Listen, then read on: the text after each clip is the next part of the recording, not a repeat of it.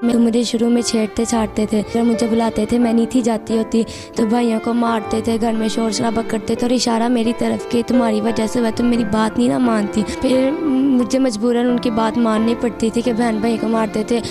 में कहते मैं इतना माहिर हूँ कि किसी को पता ही नहीं चलना सारी ज़िंदगी। लेकिन जब मुझे अपनी बहन का पता लगा ना तब मेरे से बर्दाश्त नहीं हुआ और फिर मैंने मामा को बता दिया। मंगलवार दिन पहले सुबह मुझे उठा के आए थे, मेरे करके पहले आया, तुम उसको कहते किचन में चल, ये किचन में गई है ना, कि अभी इसको पकड़ा ही था तो मैं ऊपर से आ गई थी। जी इतवार की रात जब मैं सो रही थी तो मुझे उठाया और मुझे अपनी चारपाई पे करके मेरे साथ किया, कहते चुप, और मुझे आंखें निकाल के देखी और मैं डर गई और मुझे अपनी चारपाई कर पे किया। और उसके बाद ना मंगलवार दिन मुझे उठाया और किचन में बुलाया तो फिर उसके बाद मेरी बहन आ गई। 5 साल में आपको अंदाजा ही नहीं हुआ कि ये इतना बड़ा सफाक आदमी है, इतना जालिम आदमी है? मुझे उनका कुछ भी अंदाज़ा नहीं हुआ। माशाल्लाह उनकी जो है नमाजें, रोज़े, कुरान और उम्रा, सदक़े भी जो बरकत टाउन की रहने वाली है, आज से 6 साल कबल अपनी दूसरी शादी करती है और दूसरी शादी वो यूनुस भट्ट के साथ करती है। यूनुस भट्ट अमाम मस्जिद है और ये मस्जिद तौहीद का अमाम मस्जिद है। मस्जिद तौहीद अकबरी मंडी में वाक़या है। 20 साल से ये शख्स अमामत करा रहा है। अहले इलाका और दूर दराज के लोग इसकी ईमानदारी की कस्में दिया करते थे। यानी कि किसकी ईमानदारी की कस्में दिया करते थे? यूनुस भट्ट की ईमानदारी की। अब आयशा की पहले शोहर जिसका नाम अब्दुल्ला है, उसमें से 2 बेटियां हैं। एक का नाम है फातिमा और एक का नाम है मरियम। फातिमा मेरे इस हाथ की जानिब, उल्टे हाथ की जानिब बैठी है और मरियम मेरे सीधे हाथ की जानिब बैठी है।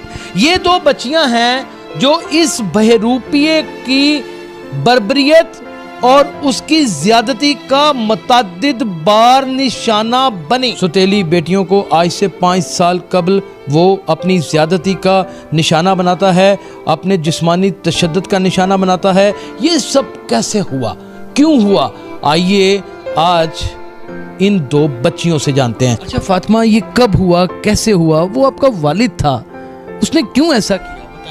पता नहीं क्यों इस तरह किया, लेकिन जब मेरी मामा ने दूसरी शादी की थी 5 साल पहले तो मुझे शुरू में छेड़ते छाड़ते थे, लेकिन मुझे ये चीज़ बिल्कुल भी पसंद नहीं थी। अगर मुझे बुलाते थे मैं नहीं थी जाती होती तो भाइयों को मारते थे, घर में शोर शराबा करते थे और इशारा मेरी तरफ के तुम्हारी वजह से हुआ, तुम मेरी बात नहीं ना मानती।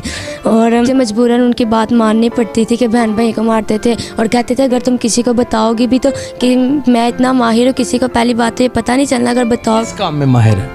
ये काम में कारी में कहते मैं इतना माहिर हूँ कि किसी को पता ही नहीं चलना सारी ज़िंदगी। तो ये मौका कैसे मिल जाता है? घर में इतनी फैमिली रहती, 2 बहनें रहती, भाई रहते, माँ रहती, ये कैसे मौका?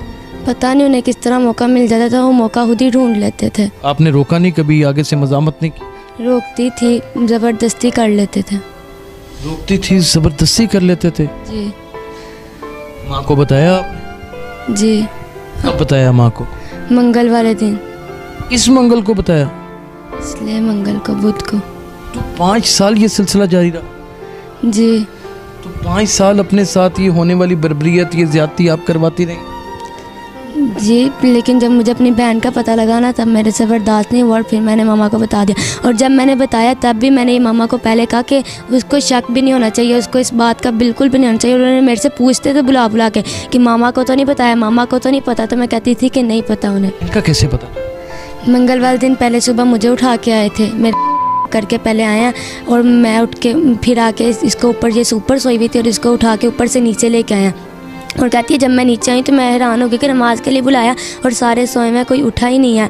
तो मुझको कहते किचन में चल, ये किचन में गई है ना, तो इसको अपनी तरफ खींचा है उन्होंने। तो मैं मुझे पता नहीं क्या, मैं पहले मुझे उठा के आए थे, फिर मैं उठ के जब बाहर आई हूँ ना कमरे से तो किचन से फटाफट निकले हैं, जिस तरह इंसान भाग के घबरा के नहीं निकलता। हाँ। और मुझे पता लग गया, इसलिए फिर मैंने उनसे भी पूछा तो पहले मुझे कहते हैं हाँ ये बात सच है, मेरा इसके साथ ताल्लुक़ है।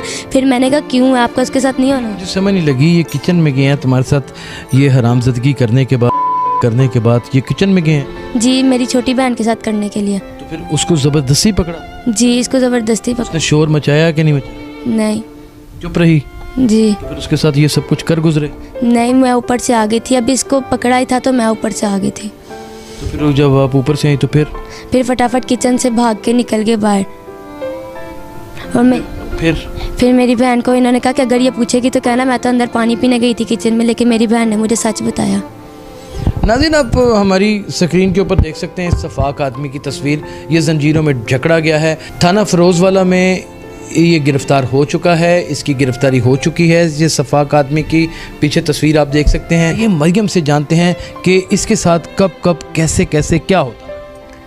जी, इतवार की रात जब मैं सो रही थी तो मुझे उठाया और मुझे अपनी चारपाई पे करके मैं किया और फिर करके उठा के और कहते चुप, और मुझे आंखें निकाल के देखी और मैं डर गई और मुझे अपनी चारपाई कर किया। और उसके बाद ना मंगलवार दिन मुझे उठाया और किचन में बुलाया, तो फिर उसके बाद मेरी बहन आ गई। आपने क्यों नहीं शोर मचाया जब ये आपके साथ सब कुछ किया? कहता था दूंगा मैं। लेकिन ये तो एक तकलीफ से अमल है बेटा, आपको उस वक्त तकलीफ और दर्द में आप कुराई नहीं, बोली नहीं? नहीं। चुप रही? जी। तो फिर आपने और चुप कर जाओ। चुप कर जाओ। तो फिर अब मम्मा को कब बताया? बुध की रात को। क्या कहा मामा? मम्मा ने जो जो पूछा मैंने मम्मा को बता दिया। बच्चियों की वालदा हम 5 साल में आपको अंदाजा ही नहीं हुआ कि ये इतना बड़ा सफाक आदमी है, इतना जालिम आदमी है? नहीं, मुझे कुछ भी अंदाज़ा नहीं। थोड़ा सा ऊंची बोलिए प्लीज। मुझे उनका कुछ भी अंदाज़ा नहीं हुआ। माशाल्लाह उनकी जो है नमाजें, रोज़े, कुरान और उम्रा, सदक़े हरात और उनकी नेकियां इतनी ज़्यादा थी और तमाम लोग जो हैं उनके पीछे चलने वाले थे। जी जी। तो मैंने तो उन पे इतना यकीन किया कि अल्लाह के बाद मुझे उन पे ही यकीन था, मुझे ज़रा भी उन्होंने शक नहीं होने दिया। क्या आपके और उसके दरमियान कोई इख्तलाफात थे, या जिसकी मद में वो अपनी इस फ्रस्ट्रेशन को निकालने के लिए ये सब कुछ करता था?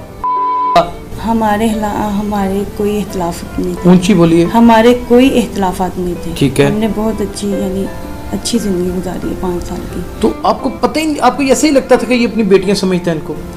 मैं कहती थी कि अपनी बेटियों से भी ज़्यादा अच्छा समझता। हकूक भी इनके पूरे करता था? पूरे करता था हकूक। ओह, जब हकूक भी पूरे कर रहा था, सब कुछ था, तो कब उसकी नीयत इनके ऊपर गलत हो गई? आपने अपनी बेटियों को सौतेले बाप के हवाले कर कैसे दिए? वो इनको क्लास पढ़ाते थे ना फजर के टाइम, 4 बजे उनको उठाना, नमाज पढ़ानी फजर की, दौरे तफसीर पढ़ाते थे? क्या पढ़ाते? हिफ्स करवा रहे थे। बड़ी बेटी ने 22 पारे हिफ्स किए हैं। ये बंदा अपनी बेटियों को हिफ्स करवा रहा था, सौतेली बेटियों जी, को, और उनके साथ ये बर्बरियत की? जी, पहले ये काम करता था, बाद में फिर क्लास लगाता था। क्या बच्चियों ने आपको जब बताया तो फिर आपकी क्या कैफियत थी? मेरी कैफियत बहुत बुरी थी, मैं तो चल भी नहीं सकती थी। मैं घर में ही रो के मैंने बहुत बुरा हाल किया, ऊंची आवाज़ से रोई और यानी बहाने से रो रही थी और बहुत ऊंची आवाज़ से रो रही थी। पहले मैं कभी नहीं रोई, लेकिन वो इनको बुला के पूछता था, मामा को तो नहीं कहीं बताया? ये कहती थी नहीं, हमने नहीं बताया मामा को।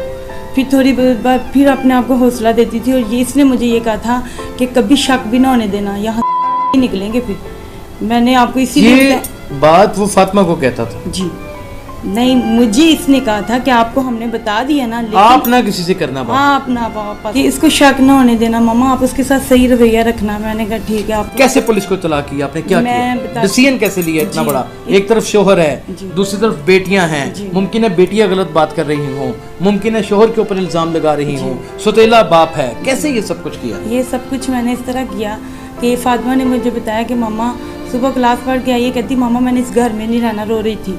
मैं नाश्ता बनाने लगी, 8 बजे छुट्टी होती है। तो मैंने कहा क्या बात है? मैंने कहा शायद बच्चों से भी झगड़ा हो गया।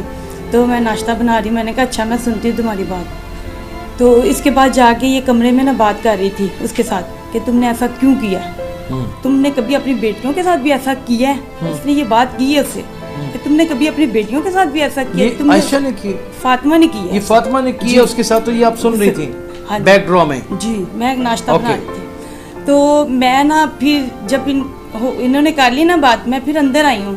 मैंने कहा क्या बात है? मुझे कहते हैं कि इनकी तो आदत है रोना, कभी दादो डांटे तो इन्होंने रोना है, कभी घर में बच्चों की आपस में लड़ाई होगी तो इन्होंने रोना है, इनकी तो आदत है रोना।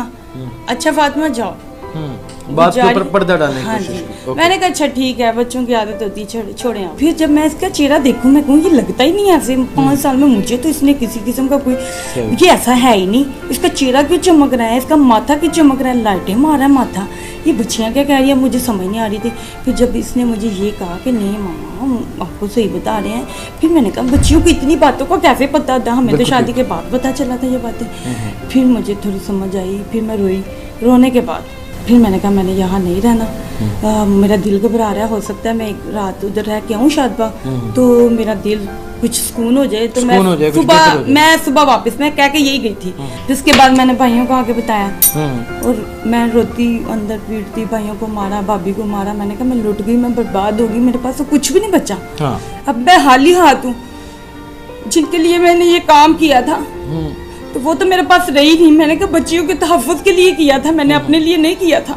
मैंने कहा मेरी बेटियां, इनको तहफ़्फ़ुज़ मिल जाएगा। इनको तहफ़्फ़ुज़ क्या मिला, ये तो लुट गई, बर्बाद हो गई। अब मेरा क्या है, मेरा तो कुछ भी नहीं, मेरा तो इस दुनिया में रहने का कोई हक भी नहीं है। तो ये तो मेरे पास अमानत थी जिसकी मैं हिफाजत ही नहीं कर सकी। फिर मैं रोई पीटी, तो मैंने कहा चले जाओ, वो सोया होगा उसको पकड़ लो जाके, उसको भागने नहीं देना। अगर वो भाग गया तो मैं क्या सारी उम्र मैं खुद को माफ नहीं कर सकूंगी। मैं अपनी बच्चियों की भी मुजरिम हूँ और मैं अब्दुल्ला की मुजरिम हूँ। वो मुझे मानत देके गया था, मैंने उसकी हिफाजत नहीं की। ये लोग गए और 4 बजे रात को जाके उसको गिरफ्तार किया और वो थाना फिरोजदार में गिरफ्तार। ये जुल्म कब तक होते रहेंगे, इसका